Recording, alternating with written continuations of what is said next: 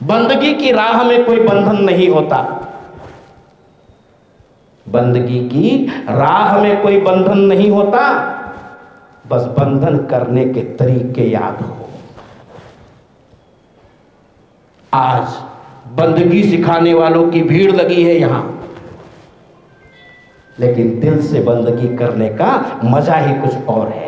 जिसने एकांत में बैठ करके अपनी मति को परमात्मा के चरणों में अर्पित करके इन ग्रंथों के एक श्लोक, आधे श्लोक और आधे से भी आधे श्लोक को यदि पढ़ लिया, उसने अपना ये जीवन सुधारा, दूसरा जीवन सुधारा और अपने संसर्ग में आने वालों को प्रेरणा देकर के वो जा रहा है कि तुम भी ये करना। संभवामी युगे युगे 5,500 वर्ष से अनवरत ये चला आ रहा है गीता जी की उत्पत्ति के बाद से। तो गीताध्ययनशीलस्य प्राणायाम परस्य च नैव सन्ति पापानि पूर्व जन्म कृतानि च। जो मनुष्य शुद्ध चित्त होकर के प्राणायाम में तत्पर रहता है, गीता के एक शब्द में मनन करता हुआ, मन को अनुरक्त करता हुआ प्राणायाम में तत्पर रहता है, उसके इस जन्म और पूर्व जन्म में किए हुए सब पाप निसंदेह नष्ट हो जाते हैं। ये प्राणायाम क्या है? ओम भू, ओम भुव, ओम स्व, ओम मह, ओम जनः, ओम तपः, ओम सत्यम तत्सवितुर्वरेण्यम आपो ज्योति रसो अमृतम ब्रह्म भूर्भुवस्सुः। जो प्राणायाम प्रतिदिन करता है ना, वो रोग से मुक्त हो जाता है, वो विषय वासना से दूर हो जाता है। तो ये प्राणायाम प्रतिदिन करना चाहिए। 7 लोक नीचे और 7 लोक ऊपर, इन 14 भुवन में वो दिव्य आत्मा गमन करती रहती है और अच्छी अच्छी जगह जाकर के सुंदर भाषणों को सुनती है, परमात्मा की कथाओं को सुनती है। मल निर्मोचनम पुंसाम जल स्नानम दिनै दिनै सकल गीताम बस स्नानम संसार मलनाशनम। जल में प्रतिदिन किया हुआ स्नान मनुष्यों के केवल शारीरिक मल का नाश कर सकता है, परंतु गीता ज्ञान रूप गंगा जल में एक बार भी किया हुआ स्नान मनुष्यों के सांसारिक मल का नाश करता है। ये सांसारिक मल क्या है? काम, क्रोध, मद, लोभ, डाह, मत्सर, अविवेक, ये सब अनेक प्रकार के जो हैं सांसारिक लोभ हैं। तो इनसे बचने के लिए गीता का अध्ययन करें, गीता को पढ़े, एक श्लोक पढ़े, आधा पढ़े, लेकिन इतना निवेदन जरूर करूंगा कि हम जो पढ़ते हैं उसको पढ़ने के बाद सा पुस्तकेषु या विद्या विमुक्तये, पुस्तकों में अर्थ लिखा है उसको भी पढ़ें, और उसमें मान लो समझ में ना आए तो किसी महापुरुष गुरु के पास जा करके उसको समझे।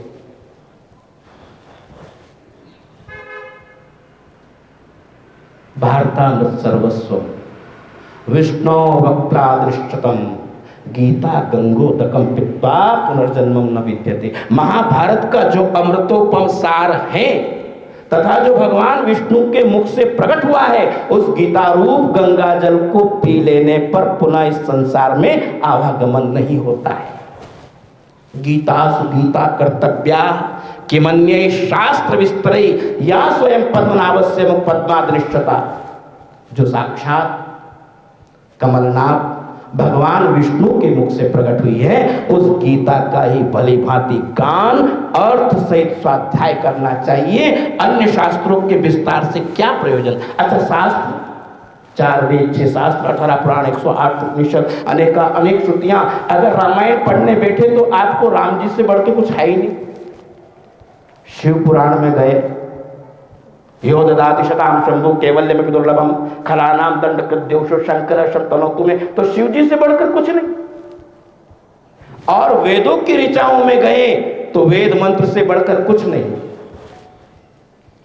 तो अन्य शास्त्रों के विस्तार से क्या पढ़े? थोड़ा पढ़े, सही पढ़े।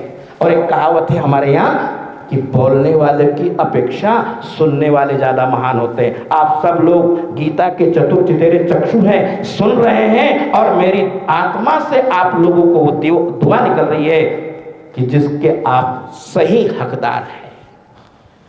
गीता सुगीता कर्तव्याः किमन्ये शास्त्र विस्तरे या स्वयं पद्मनाभस्य मुख पद्मादनिष्ठता। और सर्वोपनिषदों गाओ दोग्धा गोपाल नंदना, श्रीवत्स। ये जो संपूर्ण उपनिषदें हैं, 4 वेद, 6 शास्त्र, 18 पुराण, 108 उपनिषद, अनेक अनेक ऋचाएं, संपूर्ण उपनिषदें कामधेनु गौ के समान है। और गौ के बारे में कितना हमारे यहाँ गौ पुराण में अनेक पुराणों में मिलता है वर्णन। श्रृंग मूले स्थितो ब्रह्मा, श्रृंग मध्ये तु केशवा, श्रृंगाग्रे शंकरम विधात त्रयो देवा प्रतिष्ठिता, श्रृंगाग्रे सर्वतीर्थानि स्थावराणि चराणि च, सर्वे देवास्ता देहे सर्वदेवमयी गौ।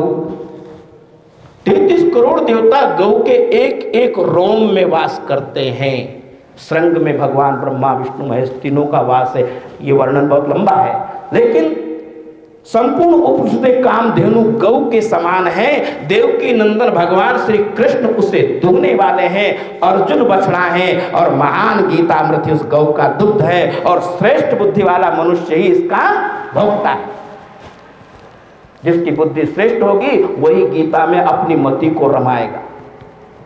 और एक बात कहूं, ये इसका नाम है मृत्यु लोक। प्रतिक्षण प्रतिपल अहर्निश मौत सामने खड़ी है।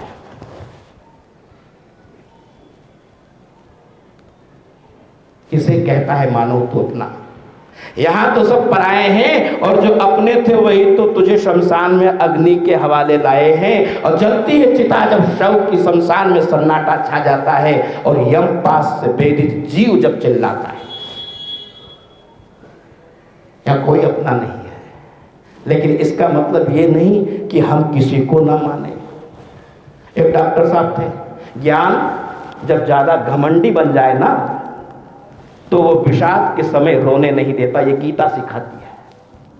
हर चीज की अति भी खराब है, और ज्ञान जब ज्यादा गंभीर बन जाए तो हर्ष के अवसर पर वो हंसने भी नहीं देता, क्योंकि अहंकार चढ़ गया। मैं इतना पढ़ा लिखा और फलाने के यहां गया, सम्मान ही नहीं हुआ। बस ज्ञान जब ज्यादा गंभीर बन जाए तो वो हर्ष के अवसर पर हंसने भी नहीं देता। और आत्मचिंतन की बात तो यह है कि जब आत्मनिर्भर ज्ञान के ऊपर जब वो व्यक्ति हो जाए और दुख के समय किसी की परवाह भी ना करे, तो समझ लीजिए वो ज्ञान अज्ञान से ज्यादा खतरनाक होता है। ज्ञान की परिभाषा क्या है? ज्ञान की परिभाषा क्या है? ये ज्ञान यज्ञ है गीता, ज्ञान की गंगा है गीता। और महाभारत के अवसर पर ही भगवान ने क्यों सुनाई? मंदिर में बैठकर एक तरफ अर्जुन को बुला के बैठा के सुना देते। ये काम क्रोध मद लोभ द्वंद अभी ये जितने हैं इन सब के बीच में सुनाई कि सुन गीता, और ये 64 योग को सुन। ज्ञान,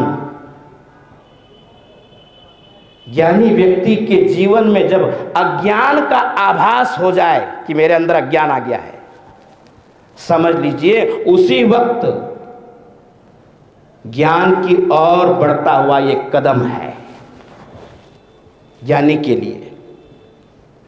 ज्ञान के रहते हुए ज्ञान का प्रयोग करना चाहिए, और अपने संसर्ग में आने वालों को भी ज्ञान की परिभाषा से ओतप्रोत कराना चाहिए। स्वरूप रिश्तो गाओ दुग्धा गोपाल नंदना, पार्थो वत्स सुधीर भोक्ता दुग्धम गीतामृत मत।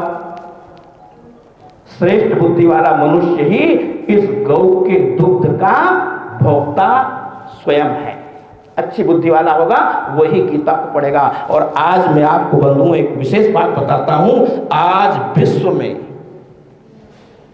जितना गीता के ऊपर रिसर्च हो रहा है शायद किसी और ग्रंथ के ऊपर नहीं। ये विश्व वैज्ञानिकों के लिए एक बहुत बड़ा विज्ञान है गीता।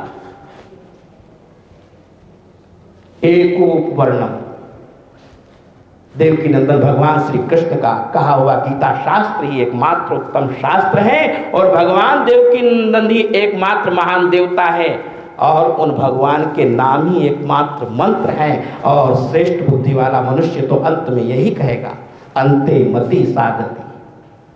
जिसकी मति सुधर जाए उसकी गति हो जाती है और उसकी गति से पहले हमको जब लोग ले जाते हैं उस स्थान पर जहां पर सबको जाना होता है, तो बहुत सारे विद्वान लोग बोलते हैं नैनम चिंतन्ति शस्त्राणी नैनम दहति पावका न चैनम क्लेदयन्त्या पुनः शोष्यति मारुता।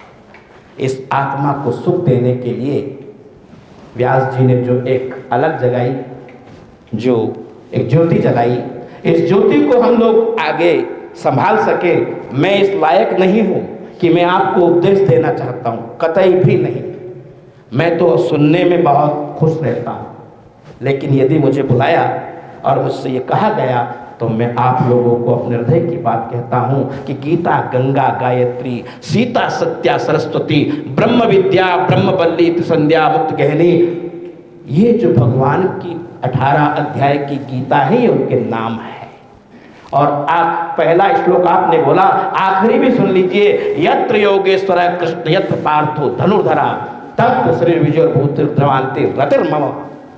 जहाँ भगवान श्री कृष्ण है वहीं अर्जुन है और जहाँ अर्जुन है वहीं गीता है। और जहाँ श्रेष्ठ बुद्धि वाला व्यक्ति अपने व्यक्तित्व के कार्य से गीता में मन को अनुरक्त करता है, काम कुछ भी हो सबको करना है, थोड़ा बहुत समय निकाल करके गीता के एक श्लोक आधे श्लोक को हम पढ़ें